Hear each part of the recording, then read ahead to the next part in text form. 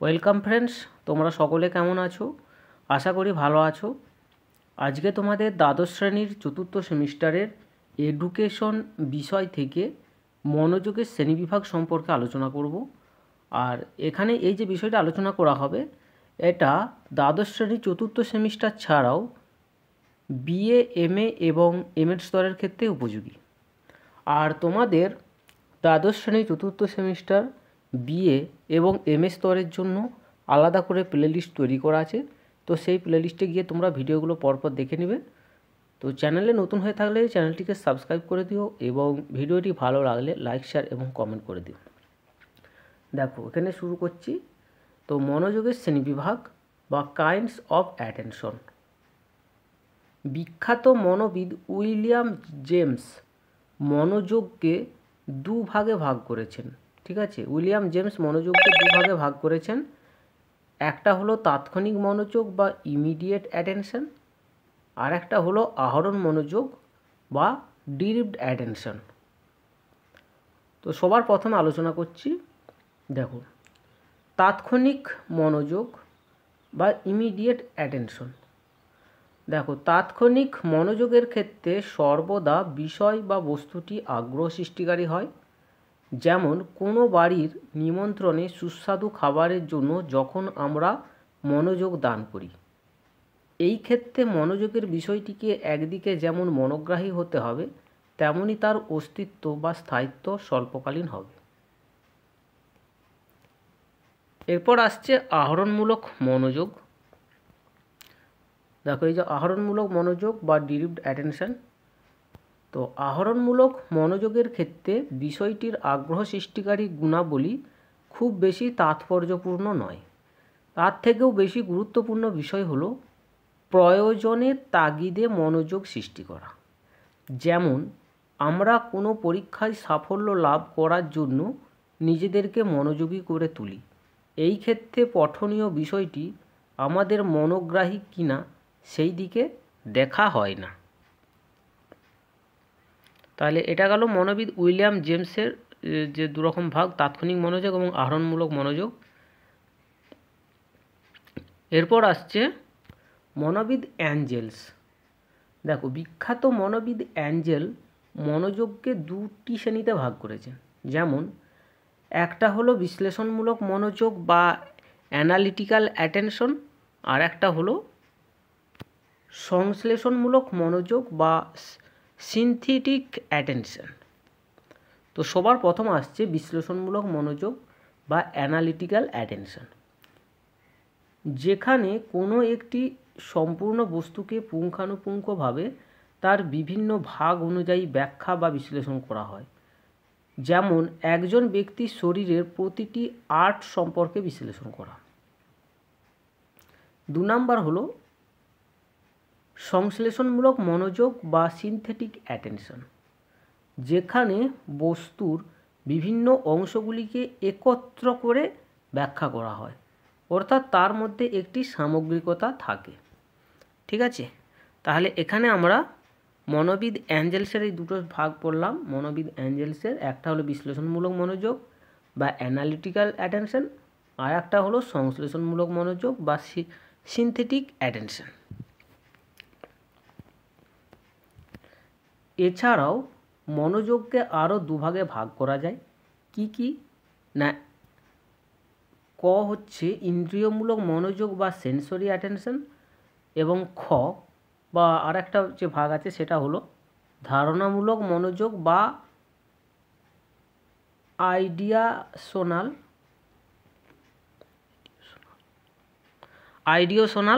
Attention. ঠিক আছে, তো এটা আমরা একটু উচ্চারণ হচ্ছে একটু ভুল হচ্ছে,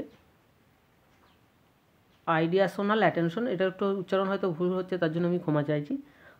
তো এছাড়া তাহলে মনোযোগকে কি দুভাগে ভাগ করা যায়। একটা হলো ইন্দ্রিয়মূলক মনোযোগ বা সেন্সরি অ্যাটেনশন, এবং আরেকটা হলো ধারণামূলক মনোযোগ বা আইডিওশনাল অ্যাটেনশন।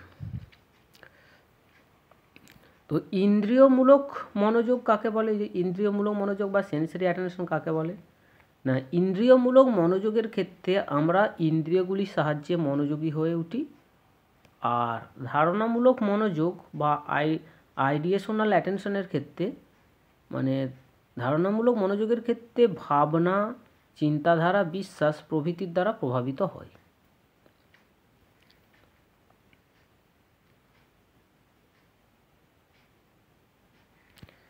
এই আলোচনায় মনোযোগকে নানা দিক থেকে ভাগ করা হয়েছে, কিন্তু এর পরেও 1951 খ্রিস্টাব্দে মনোবিদ রস মনোযোগকে আরও উন্নততর শ্রেণীবিভাগ করেছেন। তো সেগুলো আলোচনা করছি।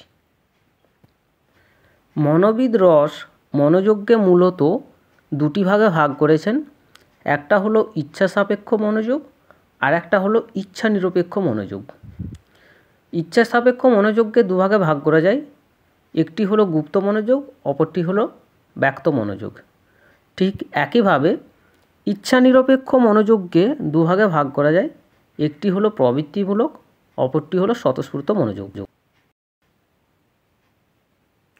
ইচ্ছা সাপেক্ষ মনোযোগ বা ভলিউশনাল অ্যাটেনশন, এই ধরনের মনোযোগের সঙ্গে ইচ্ছাশক্তির সচেতন প্রচেষ্টা যুক্ত থাকে। যখন কোনো বস্তুর প্রতি মনোযোগ দানের জন্য একক ইচ্ছার প্রয়োজন হয় তাকে গুপ্ত মনোযোগ বলে। ঠিক আছে, দেখো সবার প্রথমে হচ্ছে কি ইচ্ছা সাপেক্ষ মনোযোগ বা ভলিউশনাল অ্যাটেনশন। তো এই ধরনের মনোযোগের সঙ্গে ইচ্ছাশক্তির সচেতন প্রচেষ্টা যুক্ত থাকে। ঠিক আছে, তো এটা হলো ইচ্ছা সাপেক্ষ মনোযোগ। আর যখন কোনো বস্তুর প্রতি মনোযোগ দানের জন্য একক ইচ্ছার প্রয়োজন হয় তখন তাকে গুপ্ত মনোযোগ বলে। তখন তাকে গুপ্ত মনোযোগ বা ইমপ্লিক্ট অ্যাটেনশন বলে। তখন তাকে গুপ্ত মনোযোগ মানে যখন কোনো বস্তুর প্রতি মনোযোগ দানের জন্য একক ইচ্ছার প্রয়োজন হয় তখন তাকে গুপ্ত মনোযোগ বা ইমপ্লিক্ট অ্যাটেনশন বলে। কিন্তু যখন মনোযোগ দানের জন্য একের বেশি ইচ্ছা শক্তির প্রয়োজন হয় তখন তাকে ব্যক্ত মনোযোগ বা এক্সপ্লিক্ট অ্যাটেনশন বলে। তো এখানে উদাহরণগুলো দেওয়া আছে, দেখো। তো উদাহরণস্বরূপ বলা যায়, যখন কোনো পরীক্ষার্থী গোলমাল থাকা সত্ত্বেও তার পড়ায় মনোযোগ দান করে তখন তাকে কি না ইচ্ছা সাপেক্ষ মনোযোগ বলে। দেখো এই যে ইচ্ছা সাপেক্ষ মনোযোগ, এটা প্রথমে আলোচনা করেছি। এই যে ইচ্ছা সাপেক্ষ মনোযোগ, যখন কোনো পরীক্ষার্থী গোলমাল থাকা সত্ত্বেও তার পড়ায় মনোযোগ দান করে তখন তাকে ইচ্ছা সাপেক্ষ মনোযোগ বলে। এরপর বলেছে, যদি কোনো পরীক্ষার্থী পড়ার জন্য তার মনকে প্রস্তুত করে তাহলে তার মনোযোগ হবে গুপ্ত মনোযোগ। এই যে গুপ্ত মনোযোগ। কিন্তু যদি মনোযোগ দানের জন্য তাকে কষ্টসাধ্য করতে হয় এবং পড়ার ক্ষেত্রে মন বসানোর জন্য একাধিক প্রচেষ্টা গ্রহণ করতে হয় তাহলে সেই মনোযোগকে ব্যক্ত মনোযোগ বলে। তাকে ব্যক্ত মনোযোগ বলে। ঠিক আছে, এরপর আসছে ইচ্ছা নিরপেক্ষ মনোযোগ বা নন ভলিউশনাল অ্যাটেনশন। তো ইচ্ছা নিরপেক্ষ মনোযোগ কি না এই ধরনের মনোযোগের ক্ষেত্রে কোনো ইচ্ছার প্রয়োজন হয় না। ইচ্ছা নিরপেক্ষ মনোযোগ বা নন ভলিউশনাল অ্যাটেনশনের ক্ষেত্রে কোনো প্রকার ইচ্ছার প্রয়োজন হয় না। আর ইচ্ছা নিরপেক্ষ মনোযোগ দু ধরনের। দেখো এখানে দেওয়া আছে, একটা হলো প্রবৃত্তিমূলক মনোযোগ বা এনফোর্সড অ্যাটেনশন, অপরটি হলো স্বতঃস্ফূর্ত মনোযোগ বা স্পন্টেনাস অ্যাটেনশন। ঠিক আছে, এই দুটো কী কী উদাহরণগুলো একটু দেখে নিই। দেখো প্রথম থেকে,